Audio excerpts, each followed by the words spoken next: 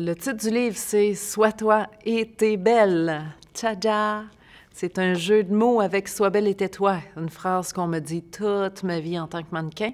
Et c'est une biographie normale où est-ce que je parle beaucoup de mon enfance à Matane, dans une petite ville ici en Gaspésie.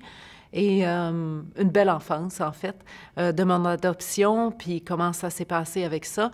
Et après, de ma carrière, comment j'ai commencé la carrière de mannequin et comment j'ai commencé à faire le DJ plus tard. Et surtout, la consommation de drogue et d'alcool et comment je m'en suis sortie.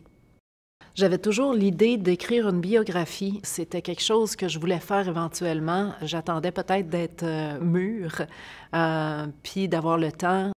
Je dirais que oui, j'ai été aussi inspirée à écrire une biographie parce que je trouvais l'histoire intéressante d'être née avec les fémurs disloqués des hanches, pas censée marcher, puis tout d'un coup, elle se retrouve à passer sa vie à marcher sur les passerelles.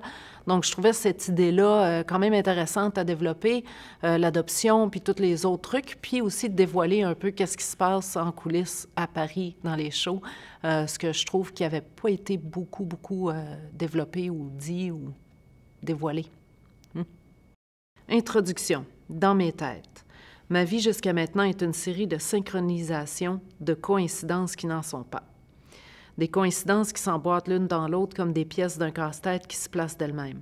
Si je réfléchis à tous ces moments où je croyais ne pas m'en sortir, où j'angoissais juste à me demander comment je ferais pour régler certains de mes problèmes en imaginant la pire conclusion, je réalise à quel point il est primordial de faire confiance à la vie.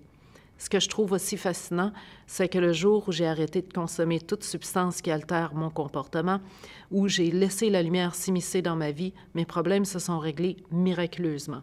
J'avançais maintenant dans la vie avec lucidité en réglant calmement un problème à la fois. Et comme j'avais désormais moins de tracas, j'avais tout le loisir de m'en inventer quelques-uns pour me divertir. La lecture est très importante pour moi. Je suis dans un programme des 12 étapes et il y a beaucoup de littérature qui se rattache à ça et je lis et je relis tout le temps. Je lis aussi plein d'autres livres parce que je suis fascinée par la psychologie. Donc, j'ai lu tout ce qui a été écrit par Sigmund Freud et c'est ça, beaucoup d'autres trucs.